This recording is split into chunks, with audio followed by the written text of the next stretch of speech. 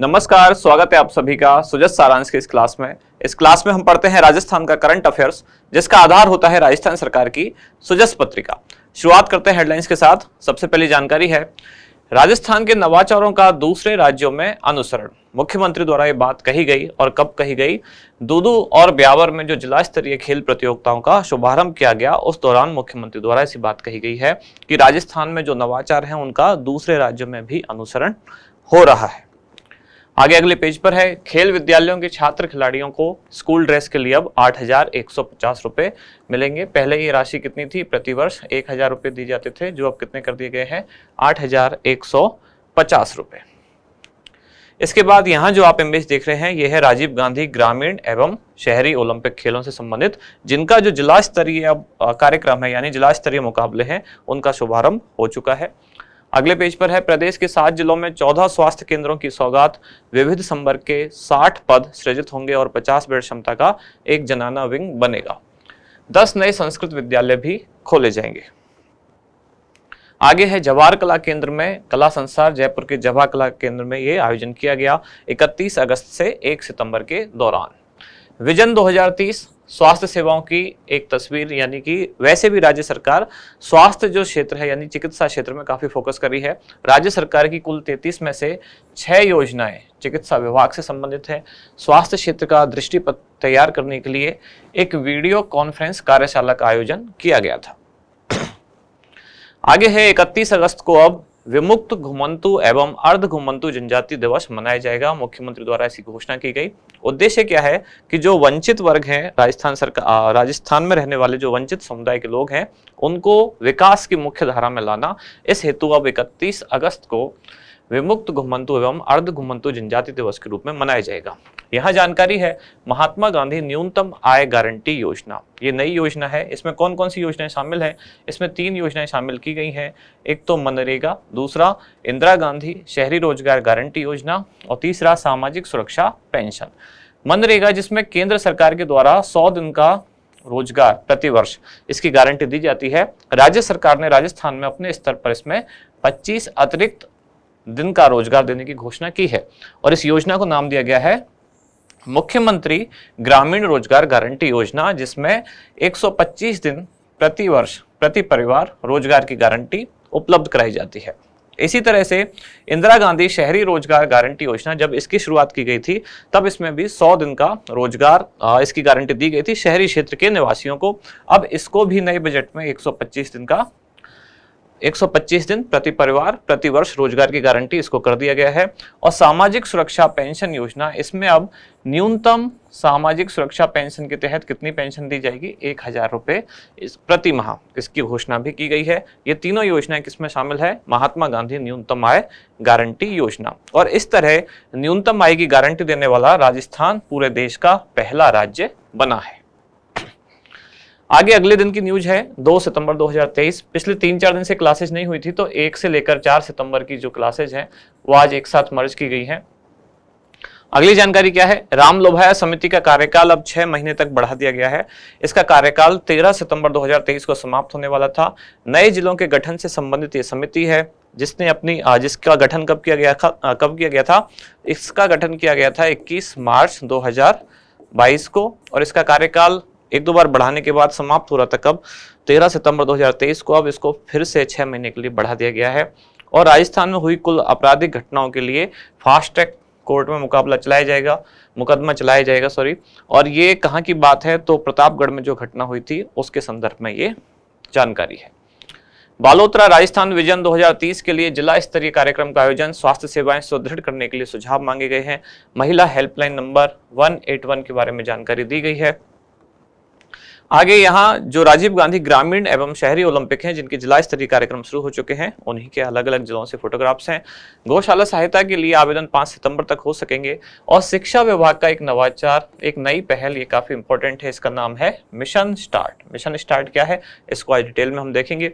कृषि विभाग, जहां मिशन 2030 विजन डॉक्यूमेंट के लिए हितधारकों के साथ चर्चा की गई है। अगले दिन की न्यूज में पहली जानकारी क्या है कि विकास के वादे निभाते रहेंगे, मुख्यमंत्री ने ऐसी जानकारी दी। साथ ही इसमें काम की चीज ये है कि जो मुख्यमंत्री कामधेनु पशु बीमा योजना है, अब वो 6 सितंबर से लागू होने वाली है। नई योजना है, नए बजट में इसकी घोषणा की गई थी। अभी अभी सेकंड ग्रेड वाले एग्जाम में क्वेश्चन भी पूछ लिया गया था। अब इसका शुभारंभ यानी लागू कब से हो रही है? ये 6 सितंबर से। मुख्यमंत्री ने कहा जघन्य घटनाओं में पुलिस त्वरित कार्रवाई करे, 50 नए फास्ट ट्रैक कोर्ट खोलने की भी घोषणा की गई है। और यहाँ कुछ आईपीएस अधिकारी जो पदोन्नत हुए हैं यानी कि आरपीएस से आईपीएस में प्रमोट हुए हैं, उन्होंने मुख्यमंत्री से मुलाकात की। आपदा के प्रत्येक प्रभावित को राहत दे रही राज्य सरकार, ऐसा मुख्यमंत्री ने कहा। कार्मिकों के नियमित वेतन पेंशन के लिए 200 करोड़ रुपए रिजर्व में होंगे। नीचे है राजीव गांधी ग्रामीण एवं शहरी ओलंपिक, पुस्तकालय अध्यक्ष, शारीरिक प्रशिक्षण अनुदेशक और सहायक आचार्य भर्ती के लिए विज्ञापन जारी किया गया। और इंदिरा गांधी स्मार्टफोन योजना, ये भी नए बजट की घोषणा है। अगले दिन की न्यूज है, आम लोगों के सुझावों से विजन डॉक्यूमेंट तैयार होगा। ये राजस्थान का जो मिशन 2030 कार्यक्रम है, जिसमें राज्य सरकार चाहती है कि राजस्थान के विकास की जो रफ्तार है वो 10 गुना तक बढ़ा दी जाए, और उसके लिए ही एक डॉक्यूमेंट तैयार किया जा रहा है जिसका नाम है विजन डॉक्यूमेंट। तो ये आम लोगों के सुझाव इसमें आमंत्रित किए जा रहे हैं। जोधपुर ग्रामीण से समाचार, जहां वनाड़ जो सामुदायिक स्वास्थ्य केंद्र है, अब ये सैटेलाइट चिकित्सालय में क्रमोन्नत होगा। ग्राम सेवा सहकारी समितियों में पेट्रोल पंप खुलेंगे, जिसके लिए आवेदन कब तक हो सकता है? 27 सितंबर तक। इसके बाद मुख्यमंत्री की मंजूरी, देवनारायण बालक आवासीय विद्यालय शुरू किया जाएगा। और अब 18 जिलों में 133 विद्यालय महात्मा गांधी अंग्रेजी माध्यम विद्यालय में परिवर्तित होंगे। अभी तक इनकी कुल संख्या कितनी हो चुकी है? तो इनकी कुल संख्या हो चुकी है 3602।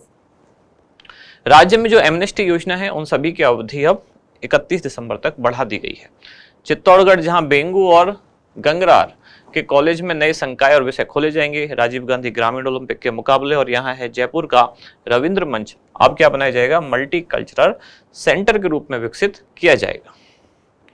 इसके बाद हमारा इंडेक्स, बहुत सारी जानकारियां कॉमन थी, यानी कि हर दिन के न्यूज़पेपर में कुछ चीजें कॉमन आई हैं, तो जो कॉमन आई है उनको हमने हटा दिया है। इसके बाद क्या क्या चीजें बचती है हमारे पास? सबसे पहले और सबसे काम की चीज है मिशन स्टार्ट। ये नया ही मिशन है, अभी ये शुरू होने वाला है आज की डेट से ही, यानी कि 5 सितंबर से। शिक्षा विभाग का कार्यक्रम है, इसको देखेंगे क्या है। मुख्यमंत्री कामधेनु पशु बीमा योजना, नए बजट की घोषणा है। इसमें नया अपडेट क्या है कि ये योजना अब लागू होने वाली है कल से, यानी कि 6 सितंबर से। फिर है राजीव गांधी शहरी एवं ग्रामीण ओलंपिक 2023। ये क्यों चर्चा में है? क्योंकि 1 सितंबर से इनकी जो जिला स्तरीय आयोजन है वो शुरू हो चुके हैं। Mahatma Gandhi English medium school जो है कुछ और खोलने की अभी घोषणा की गई है। फिर इसमें विविध जानकारियां, यानी कि वन लाइनर कुछ चीजें हैं जो कई बार सीधे सीधे आपके क्वेश्चन पूछ ले जाते हैं, ऐसी चीजें एक साथ विविध में हम रखने वाले हैं। सबसे पहले मिशन स्टार्ट। यह स्टार्ट का मतलब क्या है? इसकी फुल फॉर्म है support for teaching with advance remedial techniques. कब से शुरू होने वाला है ये मिशन? 5 सितंबर, यानी कि शिक्षक दिवस से शुरू होने वाला है। शिक्षा विभाग का ही ये कार्यक्रम है। कौन सा विभाग इससे संबंध रखता है? राजस्थान सरकार का शिक्षा विभाग। उद्देश्य क्या है कि विद्यार्थियों को कंप्यूटर की शिक्षा देना, यानी कंप्यूटर शिक्षा से उनको जोड़ना। डिजिटल लर्निंग, डिजिटल शिक्षा के लिए ये कार्यक्रम शुरू किया जा रहा है। क्या क्या होगा इस कार्यक्रम के अंतर्गत?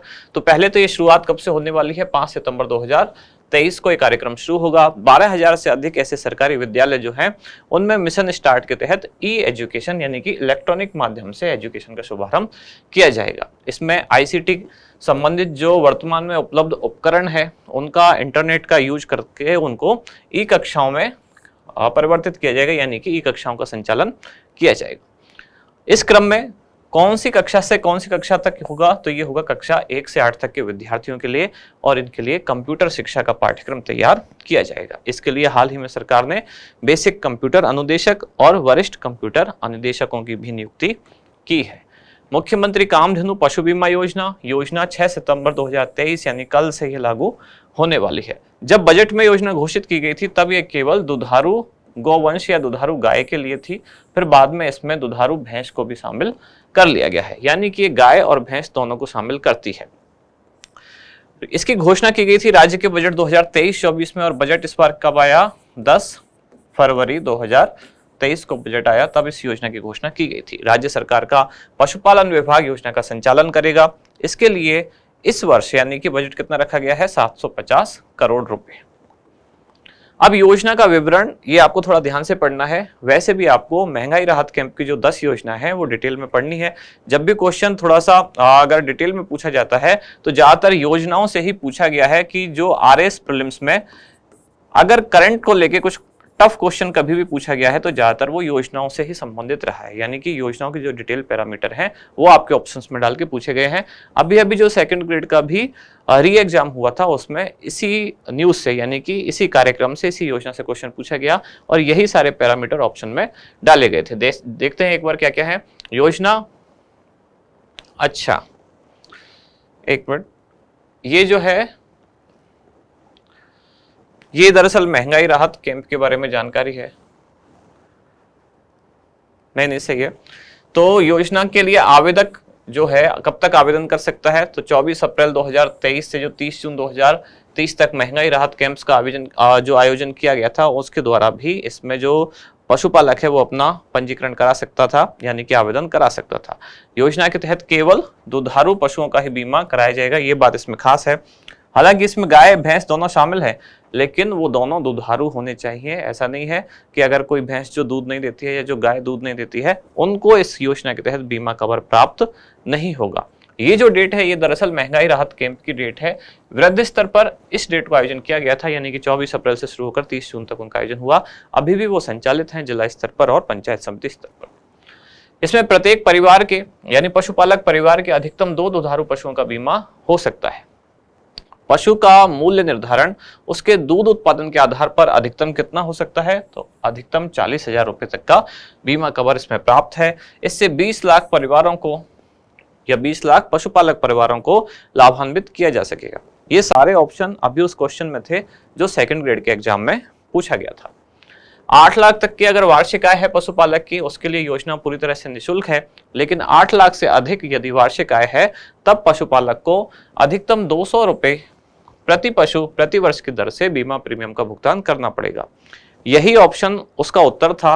वहां 200 की जगह एक ऑप्शन में 500 रुपए लिखा हुआ था कि यदि पशुपालक की वार्षिक आय, क्वेश्चन कुछ ऐसे था कि इनमें से कौन सा कथन सत्य नहीं है, उसमें ये उसका उत्तर था। वहां 200 की जगह इसको लिखा हुआ था 500 रुपए। खास बात यह है कि केंद्र सरकार की जो केंद्रीय पशु बीमा योजना है इसके अंतर्गत प्रदेश के केवल 50,000 पशुपालकों को ही या पशुओं को ही बीमा कवर प्राप्त हो रहा था।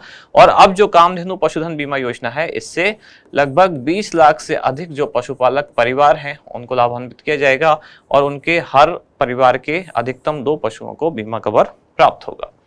राजीव गांधी शहरी एवं ग्रामीण ओलंपिक बहुत टाइम से हम पढ़ते आए हैं। प्रारंभ कब से होने वाले हैं, हो चुके हैं 5 अगस्त 2023 से, समापन होगा 18 सितंबर 2022 को। कई सारे विभाग इसमें शामिल हैं, यानी कि खेल विभाग, शिक्षा विभाग, पंचायती राज एवं ग्रामीण विकास विभाग, स्वायत्त शासन, स्थानीय जिला प्रशासन और इसके अलावा विभिन्न समितियां। कुल बजट लगभग 130 करोड़ रखा गया, जबकि ग्रामीण ओलंपिक जो 2022 में आयोजित हुआ उसके लिए लगभग 40 करोड़ रुपए बजट रखा गया था। इसके लिए यानी इसमें भाग लेने के लिए खिलाड़ियों की कोई भी आयु सीमा निर्धारित नहीं है। सभी आयु वर्ग के खिलाड़ी जो हैं आवेदन कर सकते हैं। कौन कौन से खेल शामिल हैं, शहरी क्षेत्रों में 7 खेल और ग्रामीण क्षेत्रों में भी 7 खेल शामिल हैं, जिसमें से 2 कैसे हैं, कॉमन है। कौन कौन से 7 खेल हैं शहरी क्षेत्रों में, पहला एथलेटिक्स, दूसरा कबड्डी, तीसरा टेनिस बॉल क्रिकेट, चौथा वॉलीबॉल, 5वां फुटबॉल, 6वां बास्केटबॉल और 7वां खो खो। इनमें केवल खो खो ऐसा है, यानी शहरी क्षेत्रों में खो खो केवल ऐसा है जो केवल बालिका वर्ग के लिए है। ग्रामीण क्षेत्रों के 7 खेल कौन कौन से हैं, kabaddi, tennis ball cricket, volleyball, football, shooting volleyball, kho kho और रस्साकसी। नीचे वाले जो 3 ये गेम हैं इनमें कुछ खास बात है, जैसे कि शूटिंग वॉलीबॉल केवल बालक वर्ग के लिए है, खो खो केवल बालिका वर्ग के लिए है और रस्साकसी केवल बालिका वर्ग के लिए है। अब कुछ खेल ऐसे हैं 5 इधर और 5 इधर जो दोनों में कॉमन है। 2 यहाँ कुछ स्पेशल हैं जो उधर नहीं है और 2 वहां कुछ स्पेशल हैं जो इधर यानी कि शहरी ओलंपिक में नहीं है। अगर इसमें पूछा जाए कि ग्रामीण एवं शहरी ओलंपिक में कुल कितने तरह के खेल शामिल हैं, अगर दोनों को मिला के पूछा जाए तो कुल 9 तरह के खेल शामिल हैं। कैसे, क्योंकि 5 दोनों में कॉमन है, 5 केवल शहरी ओलंपिक में है और 2 केवल शहरी ओलंपिक में है और 2 केवल ग्रामीण ओलंपिक में है। इस तरह से बात की जाए तो इसमें 9 तरह के कुल खेल हैं। लेकिन ऐसे पूछा जाए कि दोनों में कितने कितने खेल हैं, तो शहरी में भी 7 हैं और ग्रामीण क्षेत्रों में भी 7 खेल शामिल हैं। डिपेंड करता है क्वेश्चन की लैंग्वेज पर कि किस तरह का क्वेश्चन या क्या चीज आपसे पूछी जा रही है। ग्रामीण एवं शहरी खेलों में कुल कितने प्रकार के खेल हैं ये पूछा जाए तो 9 प्रकार के इसमें खेल हैं। अलग अलग पूछा जाए कि शहरी में कितने खेल हैं और ग्रामीण में कितने खेल हैं, तो दोनों में 7-7 खेल है। आगे खेलों का आयोजन किस स्तर पर कब से कब किया जाएगा, तो ग्रामीण क्षेत्रों में इसके आयोजन के 4 स्तर हैं, जबकि शहरी क्षेत्रों में आयोजन के 3 स्तर हैं। कौन सा ऐसा स्तर है जो ग्रामीण क्षेत्र में है लेकिन शहरी क्षेत्रों में नहीं है? ये है ब्लॉक स्तर। ग्राम पंचायत स्तर यहाँ है, उसके ही इक्विवेलेंट ये कौन सा है? नगर निकाय स्तर। यहाँ है जिला स्तर, वहां भी जिला और यहाँ राज्य, दोनों में कॉमन है ही। तो केवल ब्लॉक स्तर ऐसा है जो ग्रामीण क्षेत्रों में अतिरिक्त है। अब ग्राम पंचायत स्तर पर आयोजन कब से हुआ? 5 से 10 अगस्त, और वहां हुआ 5 से 10 अगस्त नगर निकाय स्तर। ब्लॉक स्तर पर हुआ यहाँ 17 से 22 अगस्त, तब शहरी क्षेत्रों में कोई आयोजन नहीं था। फिर जिला स्तर पर जो अब शुरू हुआ है दोनों क्षेत्रों में 1 से 6 सितंबर तक, और इसके बाद राज्य स्तर पर होने वाला है 15 से 18 सितंबर। इसके बाद है महात्मा गांधी इंग्लिश मीडियम विद्यालय। आज हम इस न्यूज को इसलिए पढ़ रहे हैं कि कुछ और विद्यालयों की घोषणा की गई है जो इसमें परिवर्तित किए जाएंगे। इनकी शुरुआत कब से हुई थी? तो घोषणा हुई थी महात्मा गांधी की 150वीं जयंती यानी कि वर्ष 2019 में ये घोषणा की गई थी कि जो कुछ राजकीय विद्यालय हैं उनको, उनमें से कुछ को किसमें? महात्मा गांधी अंग्रेजी माध्यम विद्यालय में परिवर्तित किया जाएगा। इसके लिए कुछ पैरामीटर रखे गए थे। प्रारंभ कब से हुआ ये? तो शैक्षणिक सत्र 2019-20 से ही प्रारंभ हो गया, और शैक्षणिक सत्र कब से शुरू होता है? 1 जुलाई 2019 से शुरू हुआ। तो उसी दिन से पहला महात्मा गांधी इंग्लिश मीडियम विद्यालय शुरू हो चुका था। और ऐसा पहला विद्यालय कौन सा है? तो मानसरोवर कावेरी पथ पर स्थित जयपुर का जो विद्यालय है, राजकीय विद्यालय, यही पहला ऐसा विद्यालय है जो कि महात्मा गांधी अंग्रेजी माध्यम विद्यालय में परिवर्तित किया गया था। अभी तक यानी कि आज की तारीख तक इनकी संख्या, आज की तारीख मतलब 5 सितंबर तक मैं बात कर रहा हूं, तो अभी तक इनकी संख्या कुल कितनी हो चुकी है? 3602। ये संख्या लगातार बदलती रहती है, आगे इनमें बढ़ोतरी होती जाएगी। कौन सा विभाग है इस कार्यक्रम का संचालन जो कर रहा है? स्कूल शिक्षा विभाग, राजस्थान सरकार। ये स्कूल शिक्षा विभाग की फ्लैगशिप योजना भी है। शिक्षा विभाग की कुल 6 योजनाएं ऐसी हैं जो राजस्थान सरकार के फ्लैगशिप कार्यक्रम का हिस्सा है।